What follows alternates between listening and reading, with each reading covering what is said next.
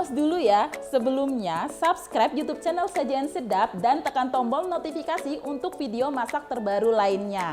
Kalau kamu suka video ini, langsung like, komen, dan share ke sosial media kalian semua ya. Yuk lanjut nonton videonya.